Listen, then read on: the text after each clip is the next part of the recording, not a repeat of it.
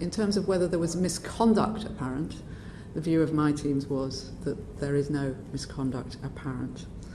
However, we have voluntarily referred to the IOPC in shorthand because of the level of public concern.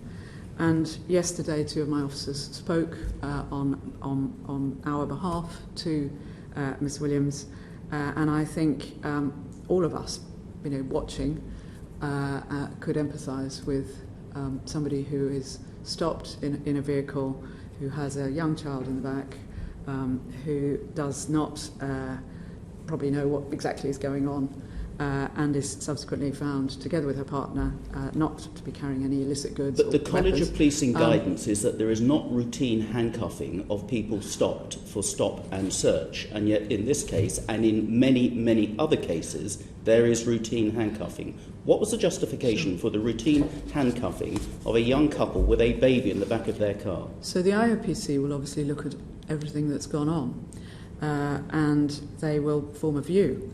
I don't want, and I don't believe I do, run a police service in which handcuffing is routine. It must always be justified, and the justification has to be, in the law and written down.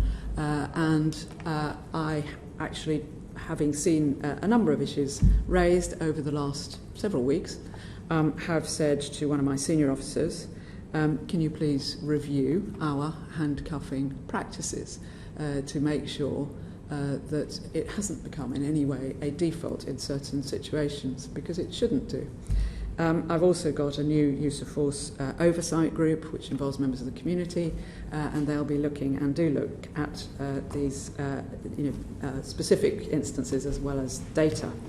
Every time we see a video that is of concern to members of the public, we review them, we see if there are any lessons learned, and I don't rule out in this case. And as I said, my senior officer has said, I didn't say this, but she said, I'm sorry to Ms. Williams for the distress it has clearly caused her, and I say that too.